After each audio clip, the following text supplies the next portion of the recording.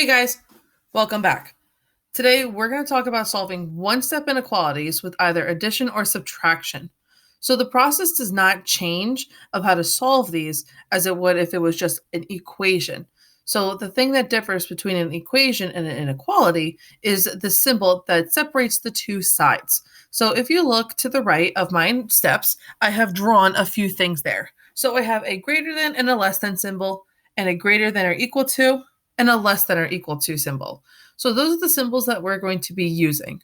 So a greater than symbol means that the right side is bigger than the left. The less than symbol means that the left side is smaller than the right. So it differs with a greater than or equal to because it could be the same, or it could be larger, or it could be the same and smaller with a less than or equal to. So the first thing we need to do is add or subtract our constants, state your solution, and then graph your solution on a number line. So we're going to break that down with each example. So here we go. This first one here, I have x plus 9 is greater than 12. Well, subtract 9 from both sides. We know that. I don't need that information anymore. Carry down my sign and my variable.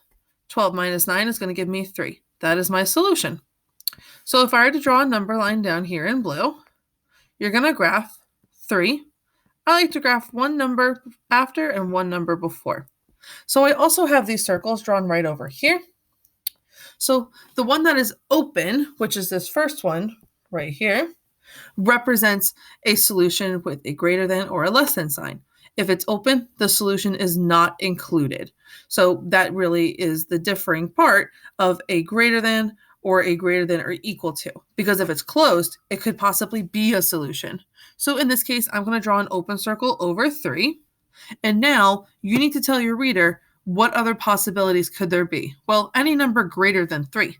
So I'm going to draw my arrow pointing to the right because those are all the numbers bigger than 3. Let's look at the next one here. I'm actually going to turn this to a plus right there. So here I have 15 plus x is greater than or equal to 10. We'll subtract 15 from both sides. Draw my bar. Carry down my variable and my sign. And I get x is greater than or equal to negative 5. Yes, you can have negatives here. Draw my number line. Graph one number before and after. And now I'm going to draw a closed circle because my solution could be a negative 5. Could it be a different number besides negative 5? In this case, larger? Yes.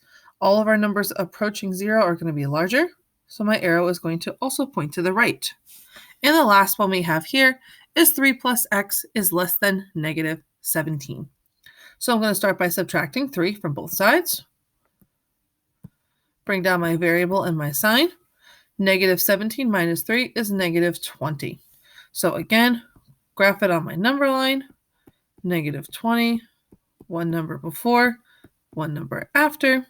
And I'm going to have an open circle here because it doesn't include the solution. X has to be smaller than negative 20. So all my numbers smaller than negative 20 point to the left. So my arrow is going to go to the left.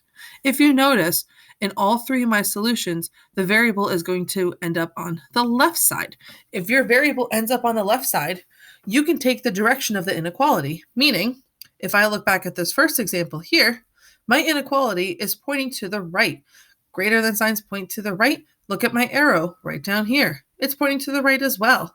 So the same thing happened with my last example, that 3 plus x is less than negative 17. My less than sign points to the left, and so does my arrow. That is a great tip if you're unsure of how to graph this and your variable is on the left side. I hope this video was helpful for you. Please leave a comment on this video if you have any questions for me, and like and subscribe to the channel for more. Make sure you share this video with a friend who you think could benefit from this tutorial. Thanks for watching.